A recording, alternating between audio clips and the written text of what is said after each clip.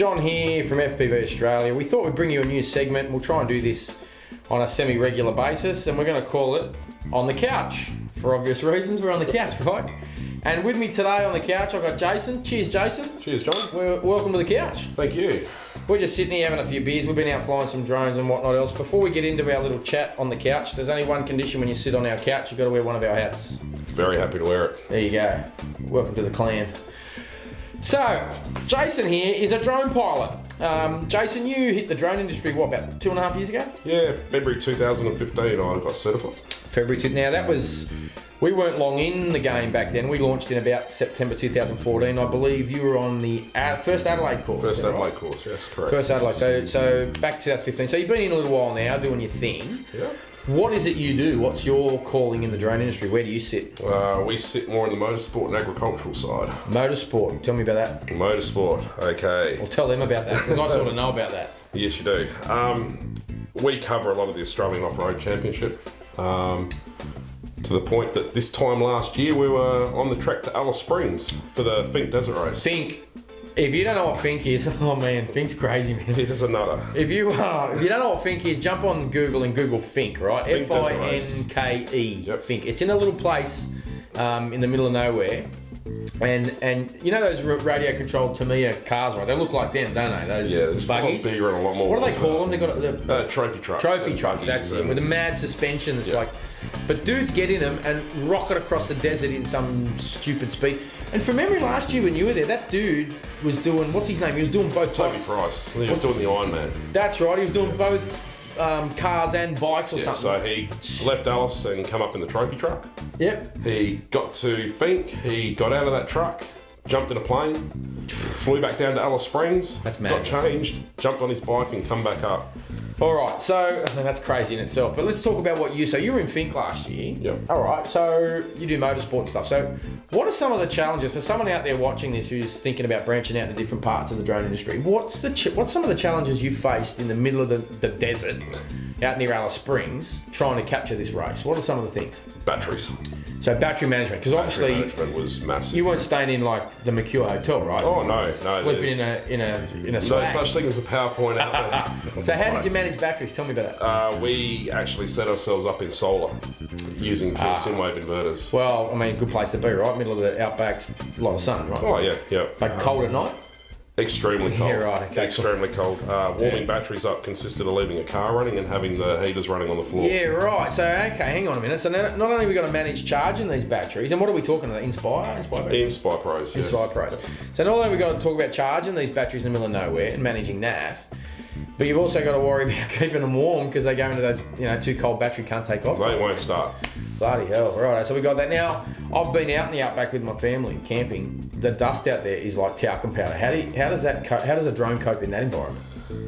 Pretty difficult. Instead of just basically servicing your machine and keeping it clean at the end of the day, we were in there with cans of air, compressed air. Oh, air in a can? Air in a can, yeah. Good stuff. We were there at least every hour and a half, 2 hours, blowing our machines out to get the dust back out of them. So the dust is that fine. Leading edges on our props become razor blades. So the dust in the air actually with the props sharpen them. Yeah, it's like basically that dust running gets a knife everywhere, over man. a still. Oh. It is. I'm still finding it in my car. Yeah. So okay, so you're out at Fink. Now these guys are rocketing past you at a million miles an hour. Is this two-man operation? Definitely. Yeah. So guy on camera, Pilot, cameraman. Yep.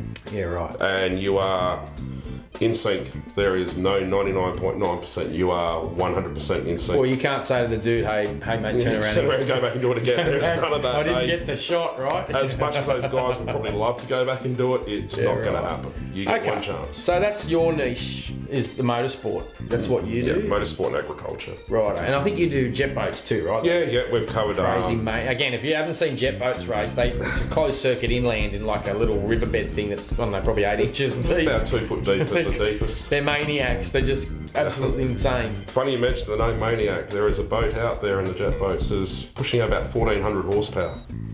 1,400? 1,400 horsepower. You're looking at mackerel. 0 to 100 in about 1.8 seconds. In that 1.8 seconds, they've travelled 32 metres already. Does that pull some serious G's? It does, yes. Yeah. All right, so cool. So you've been a couple of years in now.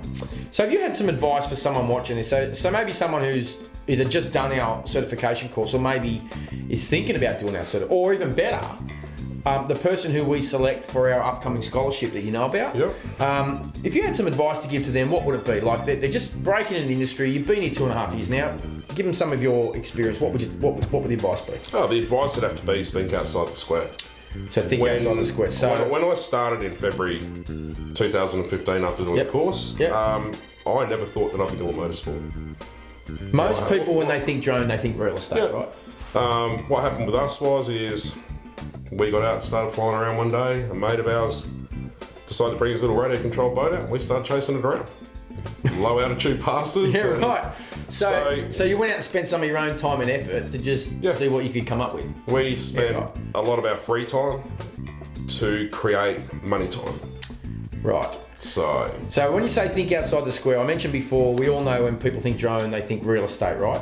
Yeah. And there's no kidding. There's a lot of real estate work that can be had, right? There is. But I guess now with the advent of the under 2 kilo class and I guess the amount of drone operators that are turning up, there's money there, but it's certainly not going to be the big breadwinner, right? It's not going to be substantial enough to hold you there. So you're going to have to think outside the box. Correct, yes. Okay, so let's think about other industries, I guess. So in your case, it's motorsport. Motorsport, yes. But then there's other industries like what else are we looking at? I guess there's asset inspection. Oh yeah, a lot of industrial stuff. Industrial stuff. Yeah, survey.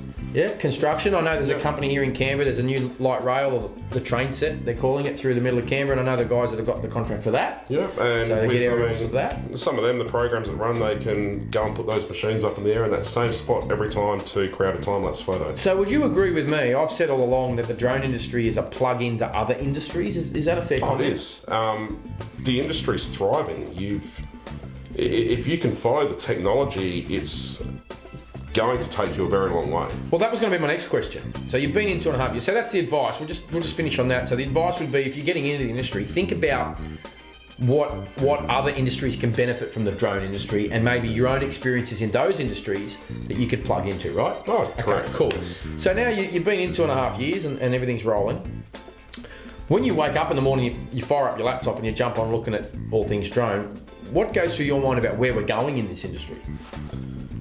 That's an easy one to answer and a hard one to answer, because the technology changes week by week. I mean, that's why I love this industry, right? You look at DJI, they've just introduced a Spark. That Spark's crazy. It's like the size of stupid. It makes the Mavic look big, right? Oh, it does. But then, I mean, how can you say it after us flying drones today and we took the M600 up? Yeah, that's a beast, isn't it? From a midget to a monster. Yeah, that's a beast. So what you're saying is the technology that we're playing with now. Well, let's think about what was the technology you were playing with back in 2015. When I done my training, we were using Phantom 2s. With GoPros. Yeah, right. Okay, and that's what we were training on, right? Yes. And we're certainly not using that now. Oh no, we're up to the Phantom 4 Pro now. Yeah, and there's whispers about Phantom 5. I don't know how much. Yeah, and we've got the Inspire range out there. The Inspire 2's out. So I guess 2 years' time from now. Who knows where we'll be? Well, that raises, just on touch on that for a minute, because that raises some interesting problems for you as an operator. If technology's moving that fast, in 2 years, your drones that you're flying now aren't going to be the drones you're flying in 2 years, right? Well, the drones that we were flying 2 years ago are obsolete now. So you've got to constantly think about moving with the times. You do. It's an industry that you need to be able to sustain yourself in, to be able to progress with the industry and keep up. Yeah, so that's interesting. It's not like, you can buy your set of tools now and they're going to last you for the next 5 years. Like you've really got to keep tagging up your tech to keep up with the industry as it moves forward, right? And be the best that you can be. Our Inspire Pro, that is 18 months old. Yeah, right. And look where we are now with the Inspire 2. Yeah, right. So it does change, and it's very fast. Yeah, wow. So there you go. Look, that's a little bit of an insight to the drone industry. What's the name of your company, Jason? Altitude Aerial Media. Altitude Aerial Media. Look it up. It's on the web, obviously, right? Oh, yeah, it is. I'll put the details. We've got a Facebook page under Altitude Aerial Media. There you go. So there's just a little bit of an insight into someone who's been in the drone industry for a couple of years. We're really proud. We trained you, Jace, early on, and it's great to see you still running through. We've done about 500 odd pilots out there now that have been trained by us, and it's great to see. I love the industry. It's great to see success stories like you. I'm really grateful for you coming to sit on the couch. If you're out there and you are thinking about the drone industry, or you've just done your certifications, think outside the box, as Jason's just said. Yes, the real estate stuff's there, and that's great. Use it to your advantage, but then think about what else you might be able to do and where else the drone industry can plug into, rather than it just be the drone industry. So we've talked about agriculture, we've talked about industrial uses, and we've talked about the construction side of things and you in motorsport. So there's other industries. I know one guy that does solar panel inspections. So there's other industries that the drone that will benefit from drone use. So that's probably what we're saying, I guess. I will say, to get a niche in what you're doing, be prepared to travel. Yeah, right. Of course, yeah. Goes a 4,500 kilometre trip for Fink last year. Yeah, Fink. That's Fink, Google Fink. Fink's mad. You've got to see it. Well, again, mate, thanks for sitting on the couch. Yeah, As I say, we're proud of how far you've come with us. We were very. In fact, we'll just touch on your start if I can. I don't mean to expose you a little bit, but.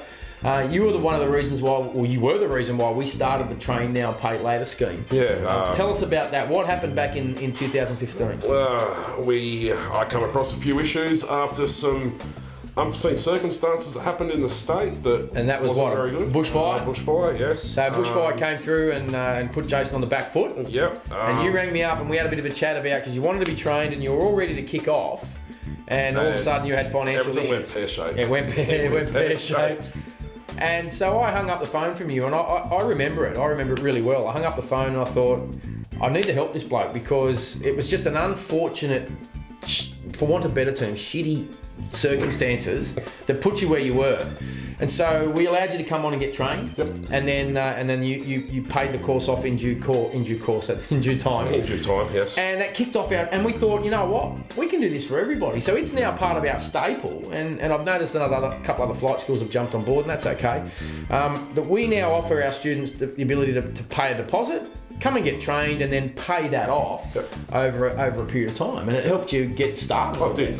Look where I am now. Yeah. So if it hadn't been such a great story. I can honestly say I would not be sitting right next to you right now. Yeah, it's a great story, mate. We're grateful to have you on the couch. Thank you very much. Thank you. Cheers to you, mate. All the best for your future. I think I see great things for you and the drone industry in general. Oh, yeah, for sure. So, it's going to get bigger. If you've got any questions for us, you can find me, just john@fpvaustralia.com.au. will find me directly. Our website, fpvaustralia.com.au. You can jump on the phone and call Chantel if you like, 02 6112 8551. If you are flying a drone like we were the last couple of days, and we'll do so again. We've had a blast. We'll fly a few more, not after a few of these though, right? If you are doing some drone flying, please do so safely and responsibly.